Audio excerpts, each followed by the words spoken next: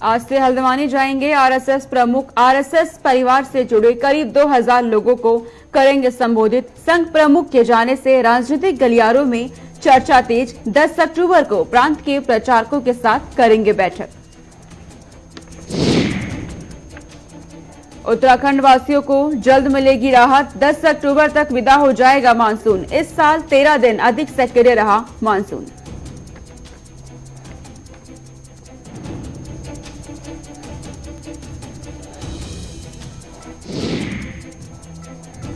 देवभूमि में कोरोना की रफ्तार में आई कमी। 24 घंटे में आए 8 नए संक्रमित मामले।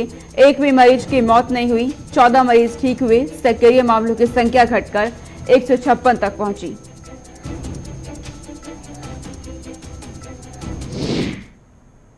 नमस्कार, बहुत स्वागत है आपका। आप देख रहे हैं गुलिस्तान न्यूज। मैं आपके साथ सोनिका सिंह। बुलेटिन की शुरुआत करते हैं। तमाम बड़ी खबरों से आपको रूबरू कराएंगे। सीधा उत्तराखंड लिए चलते हैं। बड़ी जानकारी इस वक्त सामने आ रही है। हल्द्वानी दौरे पर आरएसएस प्रमुख। बड़ी जानकारी इस वक्त की सीधे उत्तराखंड से।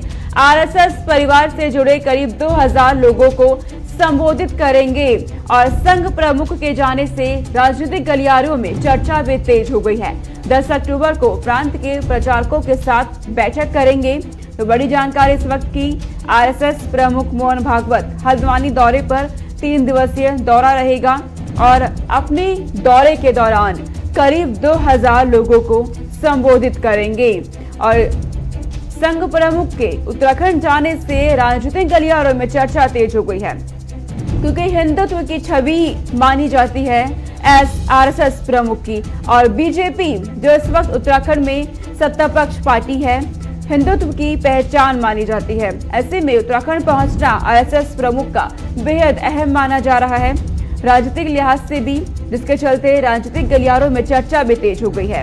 तो बड़ी जानकारी सामने आ रही है। आरएसएस प्रमुख मोहन भागवत का 3 दिन का कार्यक्रम है उत्तराखंड में। उत्तराखंड से हमारे ब्यूरो चीफ धीरेन्द्र प्रताप सिंह हमारे साथ जुड़ गए हैं। तमाम जानकारी के साथ सीधे रुख करेंगे धीरेन्द्र का। धीरेन्द्र, आरएसएस प्रमुख मोहन भागवत उत्तराखंड के दौरे पर क्या कुछ कार्यक्रम उनका तय है और उत्तराखंड पहुंचना कितना महत्वपूर्ण उनके लिए?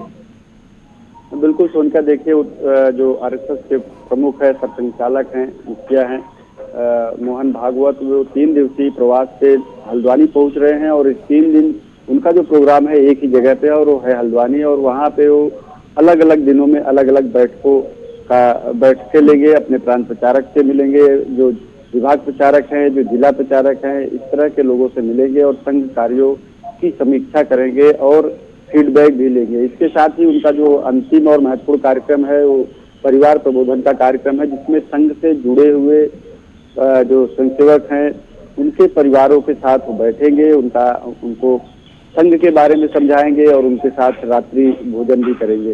तो एक तरह से देखें, संघ प्रमुख का ये जो दौरा है वह तो रूटीन का दौरा है, क्योंकि संघ प्रमुख पूरे साल भर अलग अलग प्रांतों में दौरा करते रहते हैं, बैठकें लेते रहते हैं और अपने संघ कार्यों की समीक्षा करते रहते हैं और अपने प्रचारकों को गाइड करते रहते, मार्गदर्शन देते रहते हैं।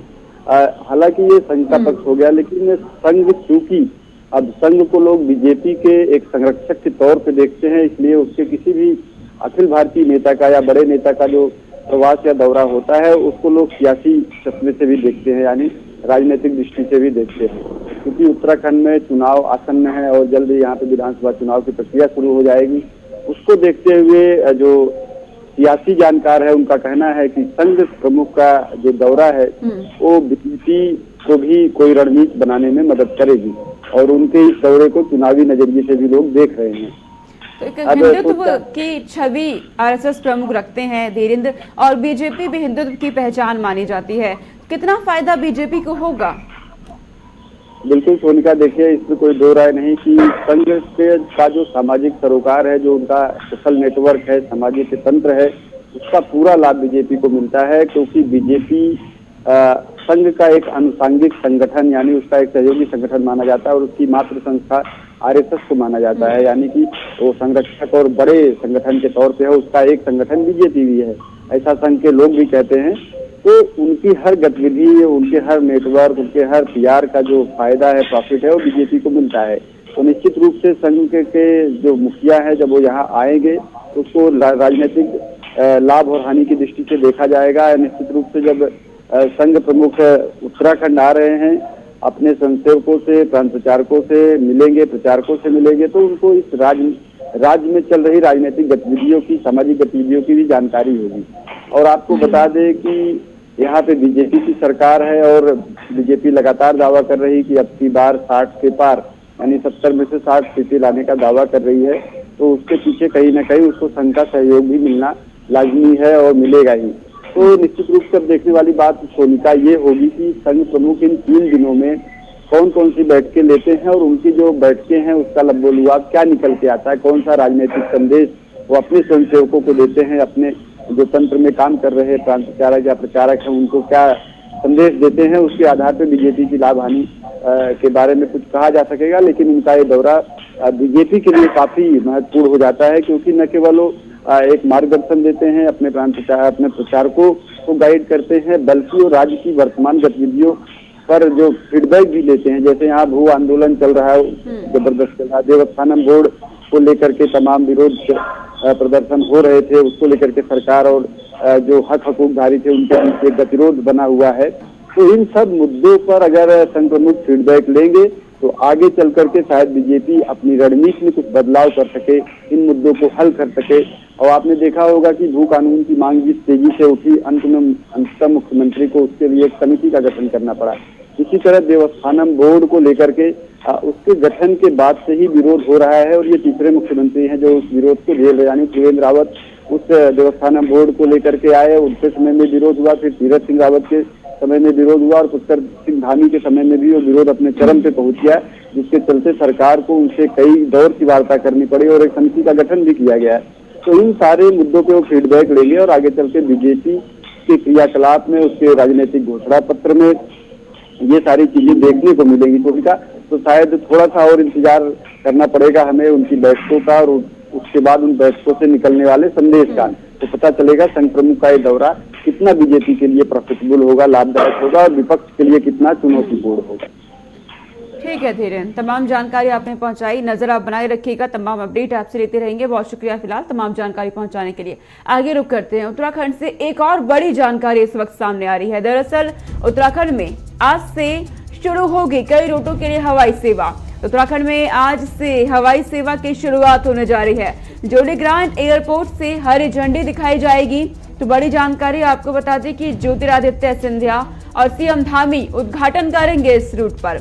तो आज से कई रूटों पर हवाई सेवा शुरू हो रही है उत्तराखंड में और जोलीग्रांट एयरपोर्ट से हरी झंडी दिखाई जाएगी। तकरीबन 353 करोड़ की लागत से टर्मिनल फेज 1 का कार्य तैयार हुआ है। जोलीग्रांट एयरपोर्ट में हेलीकॉप्टर सम्मेलन भी आयोजित कराए जाएंगे। तो ये बड़ी जानकारी उत्तराखंड से सामने आ रही है। वहीं देहरादून पिथौरागढ़ वाया हल्द्वानी हेली सेवा भी शुरू की जाएगी और आपको बता दें कि अलग अलग किराया रखा गया है अलग अलग रूटों के लिए।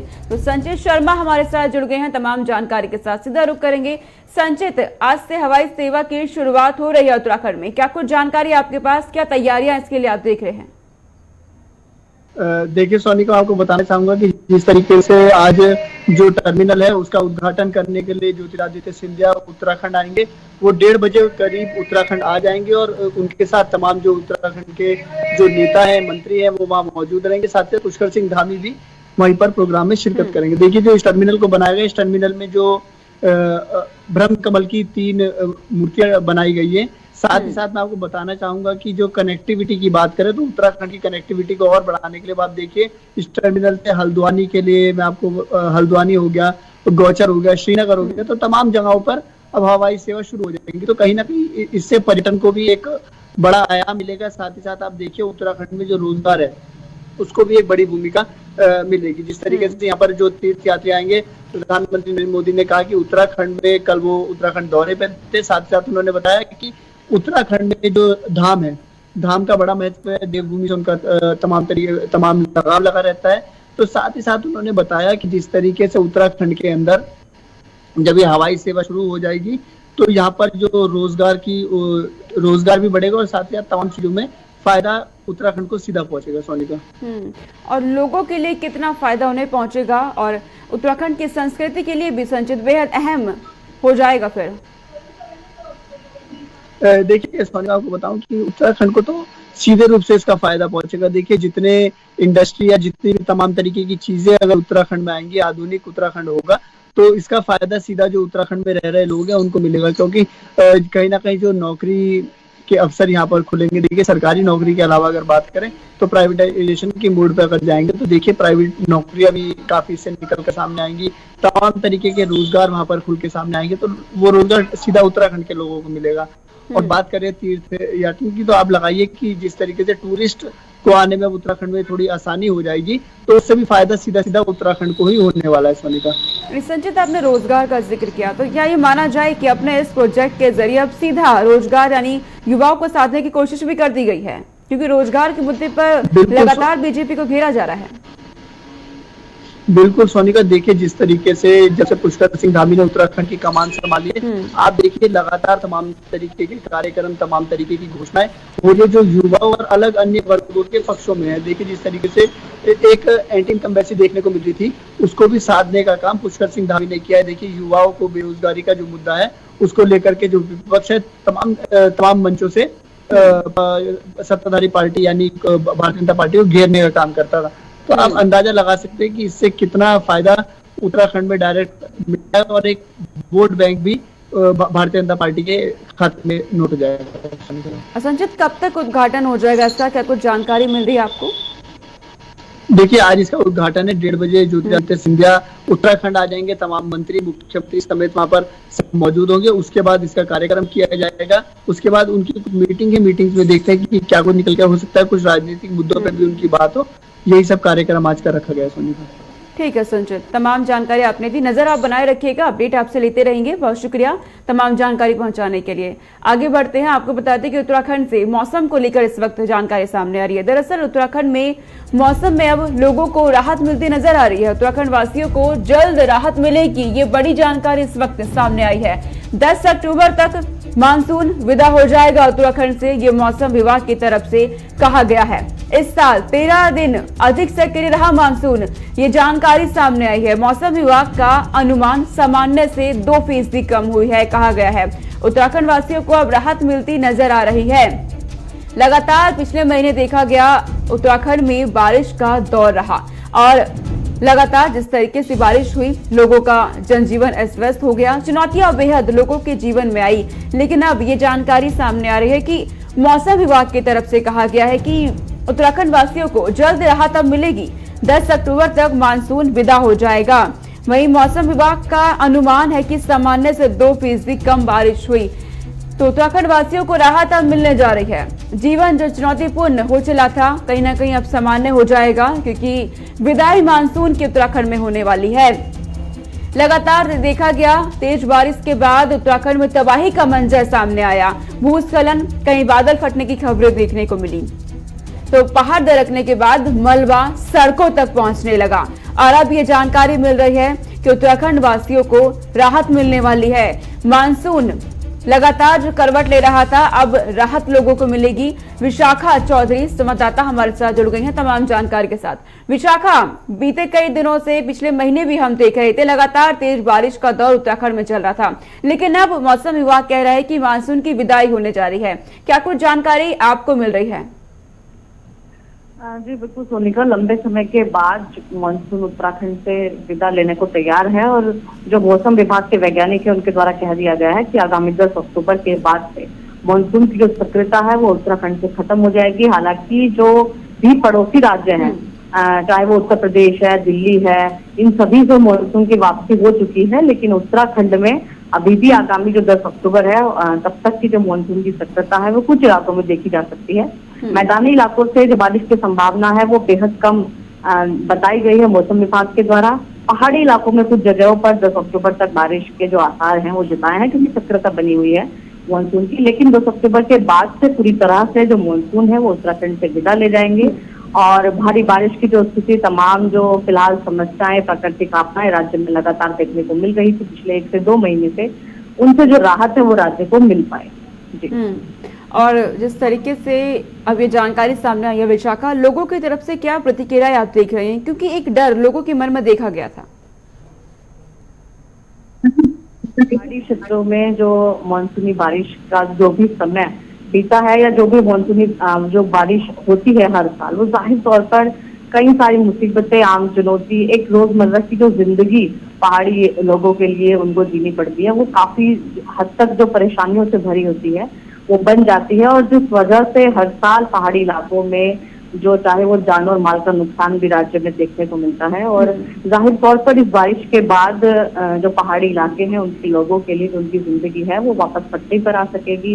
रोजगार के जो साधन पिछले कुछ महीनों से ठप पड़े थे वो खुल सकेंगे, तमाम जो स्थिति है वो नॉर्मल हो जाएगी। और जो पहाड़ी रास्ते जो बारिश की वजह से एक तरीके से दुर्गम बन जाते हैं और जिन पर चलना या फिर आवाजाही के साधन एक तरीके से बनाना उनको जो मुश्किल हो जाता है, वो कम से कम वो चुनौती उनके लिए दूर होगी। और इस बारिश के मौसम के बाद जाहिर तौर पर जो पहाड़ी जो व्यवसाय हैं वो खासतौर पर सर्दियों में काफी फलते फूलते हैं और उसका जो दौर है वो अब शुरू होगा इस बारिश के बाद। जाहिर तौर पर जो पहाड़ी लोगों की जो चुनौतियां हैं वो कम नजर आएगी। विशाखा, जिस तरीके से मौसम उत्तराखंड का लगातार बदल रहा था, तेज बारिश के बीच देखा गया कई सड़कें उत्तराखंड में बंद हो गई थी, कई राष्ट्रीय राजमार्ग बंद थी, क्या अब सभी सड़कें खुल चुकी हैं, आवागमन संभव हो गया है? जी बिल्कुल सोनिका, देखिए फिलहाल जो रास्ते से चारधाम की अगर हम बात करें, चारधाम रूट की बात करें, तो जाहिर तौर पर गंगोत्री और यमुनोत्री जाने वाले जो कुछ हाईवे थे उनसे जो संपर्क है वो टूटा हुआ था। लेकिन बीआरओ की टीम में लगातार लगी हुई है और देखिए अभी किस तरह से राज्य में जो तमाम सड़कों को लेकर कल जो केंद्रीय सड़क मंत्री हैं उन्होंने भी तमाम जायजा लिया तमाम स्थिति का, और किस तरह से जो फिलहाल सड़कों की जो स्थिति है वो उत्तराखंड में लगातार सुधारी जा रही है। प्रशासन केवल राज्य स्तर पर ही नहीं बल्कि राष्ट्रीय स्तर पर भी जो केंद्रीय नेतृत्व है वो जाहिर तौर पर जो तमाम व्यवस्थाएं हैं जोड़ने के लिए खासतौर पर उत्तराखंड के तमाम जो जिले हैं उनकी पूरी कोशिश की जा रही है। अभी देखिए चारधाम यात्रा के तहत जो एक तरीके से 635 किलोमीटर जो लंबी सड़कें हैं उनको बनाने की मंजूरी केंद्रीय नेतृत्व से मिली है, उस पर काम चल रहा है।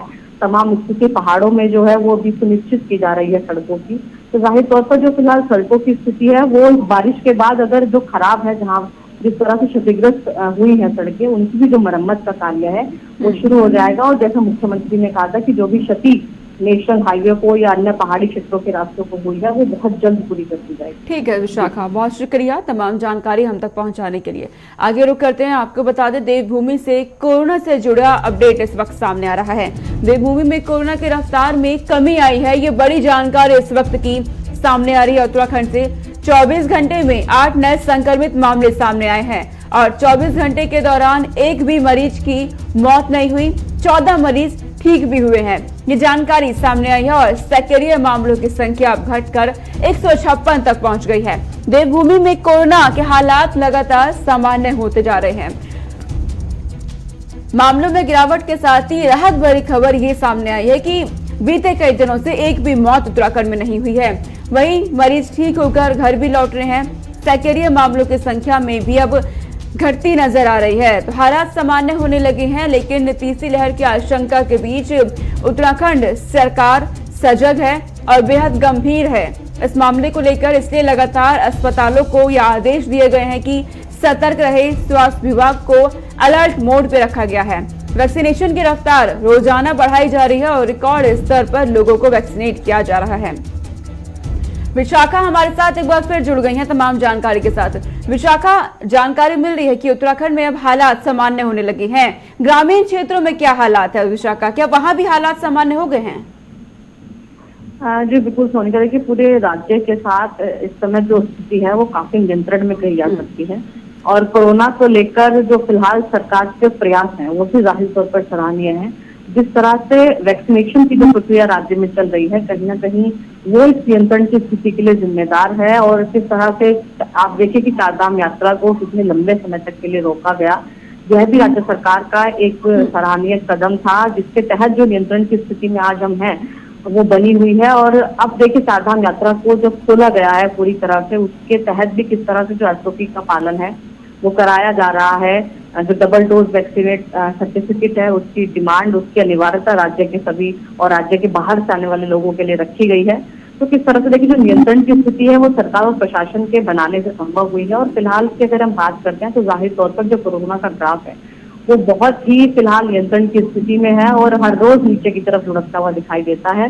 और यदि विशेषज्ञों की माने तो आगामी यदि अक्टूबर और नवंबर की जो मिड तक अगर यह स्थिति नियंत्रण में रहती है तो जाहिर तौर पर जो आने वाली स्थिति को लेकर जो आशंकाएं फिलहाल बनी हुई है उनकी जो फिलहाल उनके होने की उनकी सफलता की जो फिलहाल सफलता है वो पूरी तरह से बहुत कमजोर पड़ जाएगी और तीसरी लहर की जो आशंका बनी हुई है जाहिर तौर पर उसकी आशंका भी कमजोर पड़ेगी अगर नियंत्रण की स्थिति पूरे भारत के साथ और तमाम जो पड़ोसी राज्य हैं उनके साथ उत्तराखंड में यह बन पाती है। जी तो विशाखा, जागरूकता अभियान क्या अभी भी चलाया जा रहा है लोगों को जागरूक रखने के लिए?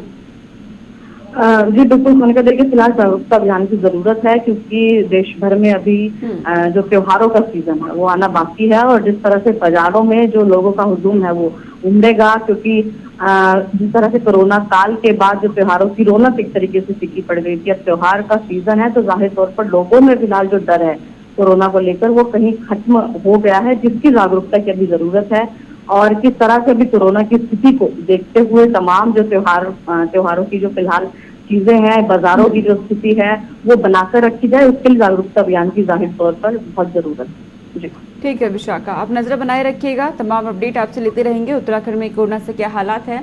फिलहाल बहुत शुक्रिया तमाम जानकारी हम तक पहुंचाने के लिए। तो उत्तराखंड में हालात अब सामान्य होने लगे हैं और प्रशासन की तरफ से भी लगातार कोशिश की जा रही है कि तीसरी लहर की जो आशंका जाहिर की गई है उसे आगे न बढ़ने दिया जाए। फिलहाल आगे रुक करते हैं, आपको बता दें कि उत्तराखंड में दरअसल लोगों की तरफ से शिकायतें की जा रही हैं कि नाली निर्माण में घटिया सामग्री का इस्तेमाल किया जा रहा है। विधायक प्रेम सिंह राणा के विधानसभा क्षेत्र खटीमा नगर पालिका के ward number 13 degree college road में नाली निर्माण में घटिया सामग्री इस्तेमाल का मामला सामने आया है। लोगों ने सड़क तोड़ने, घटिया सामग्री इस्तेमाल करने और कछुआ चाल का आरोप लगाया है। खटीमा तहसीलदार को एक ज्ञापन सौंपा गया है यह आरोप लगाते हुए। स्थानीय लोगों का कहना है कि सड़क पर चलना दूभर हो गया, जल भराव की स्थिति बरकरार है, सड़कों पर मलबा पड़ा हुआ है और कभी भी कोई बड़ी दुर्घटना हो सकती है। तो ये आरोप लगाए गए हैं स्थानीय लोगों की तरफ से कि नाली निर्माण और सड़कों के लिए जो इस्तेमाल की जा रही है सामग्री वो घटिया सामग्री है। दरअसल ये पूरा मामला खटीमा नगर पालिका के वार्ड नंबर 13 का है। ये भुवन जोशी नाम का एक ठेकेदार है जिसको यहाँ नगर पालिका ने ठेका दिया है। उस भुवन जोशी से हमने कम से कम 50 बार कहा कि भाई ये नाली निर्माण में अनियमितताएं हो रही हैं, तो उसका ये कहना है कि मैंने ठेका आगे दे दिया है। मैंने आगे ठेका दे दिया है और जो आगे ठेकेदार है अब मैं उससे कह रहा हूँ वो उस बात को नहीं सुन रहा है। और समस्या क्या है वहाँ पे नाली में, क्या समस्या ये है कि जो नाली निर्माण हो रही है उसमें घटिया सामग्री लग रही है, उसमें रोड को पूरी तरीके से तोड़ दिया गया है, उसमें स्लेब नहीं, उसमें जो स्लेब डाले गए उससे नाली बंद हो गई है, उसमें जो उसका ढाल है वो सब पानी वहीं का वहीं जमा हो जा रहा है। लोगों के आने जाने में बड़ी दिक्कत हो रही है, लोगों के घरों के आगे मलबा पड़ा हुआ है जो 20-25 दिन से उठ नहीं रहा है और ठेकेदार से बात कर रहे हैं तो ठेकेदार सुन नहीं रहा है। और नगर पालिका के ईओ से मेरे द्वारा कहा गया, 3 दिन पहले कहा गया तो उसने कहा ठीक है तुम्हें जहां शिकायत करनी है वहां शिकायत करो। अभी जो है वहाँ के ग्रामवासी मोहल्ले वासियों द्वारा जो है ज्ञापन दिया गया है। ज्ञापन में के संबंध में जो नाली का जहाँ तक मामला है तो उस संबंध में जो है जो खटीमा से बात की गई, उनके द्वारा बताया गया है कि कल जो है उनके इंजीनियर साहब आएंगे और उसको चेक करेंगे, तदुपरांत जो है वो कार्रवाई की जाएगी। मेरे पास भी फोन आया था, मैंने ठेकेदार को उस संबंध में बुलाया है और उससे मैंने पूछा है कि भाई देर क्यों हो रही है इसको बनाने में। और जहाँ तक मुझे लगा वहाँ पर जो वहाँ के लोग हैं, बासिंदे हैं, वो ये चाह रहे हैं कि भाई सड़क पहले बने, तो सड़क के लिए अलग से बजट की व्यवस्था करनी होती है, तो नाली वो बनाने दें और अगर कुछ में देर हो रही तो हम ठेकेदार के खिलाफ कार्रवाई करेंगे इसमें। और लखीमपुर खीरी से इस वक्त बड़ी जानकारी, लखीमपुर हिंसा ने अब सियासी मोड़ ले लिया है। सियासत लगातार देखी जा रही है। लखीमपुर खीरी में जो हिंसा घटी थी उस पर तमाम विपक्षी पार्टियां लखीमपुर का रुख कर रही हैं और इसी बीच अकाली दल का प्रतिनिधि मंडल लखनऊ पहुंचा। बड़ी जानकारी इस वक्त की, लखनऊ एयरपोर्ट पर अकाली दल का डेलीगेशन पहुंच गया है। बड़ी जानकारी सामने आ रही है। दरअसल आपको बता दें बलविंदर सिंह, हरसिमरत कौर डेलीगेशन में शामिल है और इसी के साथ लखीमपुर खीरी पहुंचने की कोशिश की जा रही है। अब लखीमपुर खीरी में सियासत तेज होती जा रही है। पंजाब से हमारे रीजनल हेड और हमारे सीनियर साथी नवदीप छाबड़ा हमारे साथ जुड़ गए हैं। नवदीप, अब श्रोमणी अकाली दल भी लखीमपुर पहुंचने की कोशिश में जुटा है। क्या माना जाए कि सियासत तेज हो गई अब लखीमपुर खीरी के रास्ते? हाँ देखिए, बिल्कुल जाहिर सी बात है, जब से ये घटना हुई है कोई भी जो राजनीतिक पार्टी है और खासतौर पर बीजेपी विरोधी जितनी भी पार्टियां हैं वो पूरा प्रयास कर रही है कि इस घटना को लेकर कहीं ना कहीं सियासी माइलेज जो है इसका लिया जाए। यही कारण है, आप देखिए कि चाहे वो लोकल समाजवादी पार्टी हो, बहुजन समाज पार्टी हो या फिर कांग्रेस पार्टी हो, लगातार अलग अलग पार्टियों के लीडर जो है वो लगातार लखीमपुर खीरी पहुंच रहे। इससे पहले पंजाब के जो मुख्यमंत्री है वो भी राहुल गांधी के साथ वहां पर पहुंचे थे। कल नवजोत सिंह सिद्धू उन्होंने एक बड़े काफिले के साथ यूपी का रुख किया था, उनकी गिरफ्तारी हुई और आज वो भी लखीमपुर खीरी जाने की उनको इजाजत कहीं ना कहीं सोनिका मिल गई है। लेकिन इसी बीच 5 सदस्यीय ये प्रतिनिधिमंडल है अकाली दल का, जिसमें बीपी जगीरपुर शामिल है, हरसिमरत कौर बादल शामिल है, प्रेम सिंह चंदूमाजरा शामिल है, इसमें विक्रम सिंह मजीठिया शामिल है, बलविंदर सिंह हुंदड़, तमाम ये कोर कमेटी के सदस्य हैं जो अभी थोड़ी देर पहले ही हम कह सकते हैं लखीमपुर खीरी पहुंचे हैं। परिवार के साथ सांत्वना प्रकट की और श्रोमणी अकाली दल से हर संभव मदद जो है उनका भरोसा दिलाया और उनका भी एक ही मांग थी कि एक तो तमाम आरोपियों की गिरफ्तारी जल्द से जल्द की जाए और दूसरा जिन खेतीबाड़ी कानूनों को लेकर ये पूरा मसला हो रहा है वो जल्द से जल्द रद्द किए जाए। क्योंकि लखनऊ एयरपोर्ट से जब अकाली दल का वक्त निकल रहा था तो हरसिमरत कौर बादल ने जब मीडिया से बातचीत की तभी उनका यही कहना था कि इसी कानूनों की वजह से एक तो जो किसान परिवार है वो खुद को काफी ज्यादा अपाहिज महसूस कर रहे हैं और अपने आप को कारपोरेट के अधीन वो कह रहे हैं कि आने वाले दिनों के अंदर वो पूरे तरीके से कारपोरेट के अधीन आ जाएंगे। दूसरा, इनसिक्योरिटी उनके अंदर जरूर है कि जमीनें जा सकती है और आज देखिए कि इन्हीं कानूनों की वजह से पूरे देश के अंदर 500 से ज्यादा लोगों की, किसानों की मौत जो है उनका अब तक हो चुकी है। तो यही कारण है कि जितनी भी विपक्षी पार्टियां, चाहे वो कांग्रेस हो, समाजवादी पार्टी हो, बहुजन समाज पार्टी हो या फिर श्रोमणी अकाली दल, जितने भी इस वक्त बीजेपी के मुख्य विरोधी पार्टियां हैं, उनकी एक ही डिमांड है कि तीनों खेतीबाड़ी कानून जो है वो तुरंत प्रभाव से रद्द होने चाहिए। क्योंकि अगर ये कानून इसी तरीके से रहे, जाहिर सी बात है कि प्रदर्शन और भी तीखे होंगे, क्योंकि पंजाब में भी इलेक्शन है, उत्तर प्रदेश के अंदर भी चुनाव है। ऐसे में अगर इन बिलों को लेकर किसानों के साथ कोई सहमति नहीं बनती है तो आने वाले दिनों के अंदर जब चुनाव प्रचार और तेज होगा, जब गाड़ियां घूमेगी गाँव की तरफ, शहरों की तरफ और खासतौर पर क्योंकि बीजेपी का खुलकर विरोध किया जा रहा है, तो उनका ये जो घटनाएं हैं वो मुझे लगता है और ज्यादा तेज होंगी, आम हो सकती है। यही कारण है कि अब इस पूरे मामले को लेकर कहीं ना कहीं केंद्र सरकार के ऊपर भी दबाव बनाने का प्रयास किया जा रहा है कि जल्द से जल्द जो बातचीत का जो रास्ता है वो किसानों के साथ खोला जाना चाहिए, हर मुद्दे पर बातचीत होनी चाहिए और जितना जल्दी हो सके खेतीबाड़ी कानूनों का समाधान लखीमपुर के बहाने सियासत बनाने की पूरी कोशिश की जा रही है। अब देखना है विपक्षी पार्टियां कितनी कामयाब रहेगी इसमें। बहुत शुक्रिया नवदीप, आप नजर बनाए रखिए, तमाम अपडेट आपसे लेते रहेंगे। इस बुलेटिन में इतना ही। देश और दुनिया की तमाम खबरों के लिए देखते रहिए गुलिस्तान न्यूज। नमस्कार।